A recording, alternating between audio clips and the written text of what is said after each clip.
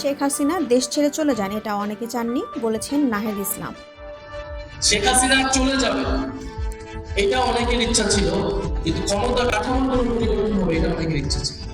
এবং এখন থেকে আমরা এটাও বুঝতেছি যে শেখ হাসিনা ক্ষমতা থেকে চলে যাবে, কিন্তু দেশ থেকে চলে যাবে এটাও অনেকের ইচ্ছা ছিল না।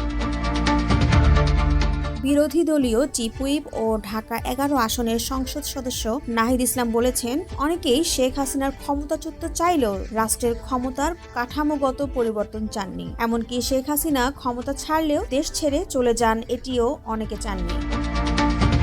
রোববার ২ আগস্ট বিশ্ববিদ্যালয়ের সমাজ বিজ্ঞান অনুষদে জুলাই গণঅভ্যুত্থান, প্রতিরোধ ও ভবিষ্যৎ পথরেখা শীর্ষক আলোচনা সভা ও সাংস্কৃতিক অনুষ্ঠানে এসব কথা বলেন তিনি। আব্দুল্লাহ আল মাহথিরের সভাপতিত্বে অনুষ্ঠান সঞ্চালনা করেন মোহাম্মদ ইসমাইল।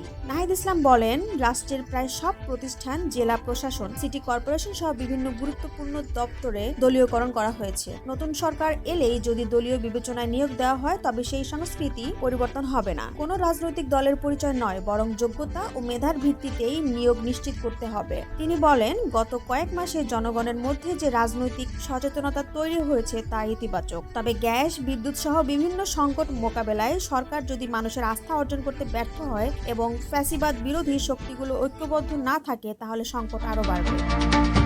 বিরোধী দলীয় চিফ হুইপ বলেন, ঐক্যের প্রধান শর্ত হলো জুলাই সনদ বাস্তবায়ন এবং জুলাইয়ের ঘটনা বিচার নিশ্চিত করা। এটি বাস্তবায়িত হলে বর্তমানে আশঙ্কাজনক পরিস্থিতি এড়ানো সম্ভব হবে। এ লক্ষ্যে এনসিপি কাজ চালিয়ে যাবে। অনুষ্ঠানে জাতীয় ছাত্রশক্তি সিনিয়র যুগ্ম সাধারণ সম্পাদক খান তালাত মাহমুদ রাফি বলেন, চট্টগ্রাম বিশ্ববিদ্যালয় অন্যান্য জায়গার তুলনায় কিছুটা দূরে ছিল।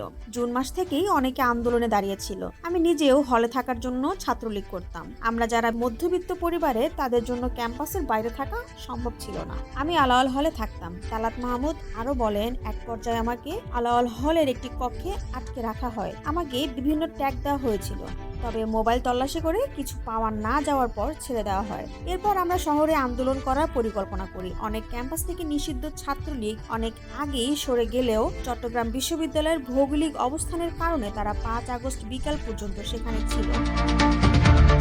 এনসিপির যুগ্ম আহ্বায়ক সারোয়ার তুষার বলেন, সফট পাওয়ারকে সফট পাওয়ার দিয়েই মোকাবেলা করতে হবে। সাধারণের ছেলে দেশ নিয়ে কথা বলবে, এটা অনেকে মেনে নিতে পারে না। ১/১১ সময় যেমন রাজনীতিকে মাইনাস করার চেষ্টা হয়েছিল, তখনকার একজন বলে, ইউনূস সাহেব ছাত্রদের রাষ্ট্র ক্ষমতার দিকে নিয়ে গেছেন। আমরা রাষ্ট্র ক্ষমতায় যেতে চাই বৈধ উপায়ে, এটা কোনো লোভ নয়। একটি দল চলে যাওয়ার পর তাদের নিয়ে অনেকে হাহাকার করেছেন। সারোয়ার আরো বলেন, কিছু বুদ্ধিজীবীও এসব করেছেন। আমাদের অবস্থানকে দমিয়ে দেওয়ার চেষ্টা চলেছে। যে চুপ্পু জিয়াউর রহমান ও বেগম খালেদা জিয়াকে কটূক্তি করেছেন, তাকে তারা কিভাবে বিদায় দিল? আমাদের ছেলেদের চোখ নিয়ে যাওয়া হয়েছে, কিন্তু যারা করেছে তাদের শাস্তি দেওয়া হয়নি। ছাত্র শক্তি করতে হলে এমন নয় যে সবাইকে রাজনীতি করতে হবে। জান্নাতুল ফেরদৌস, দিগন্ত বার্তা।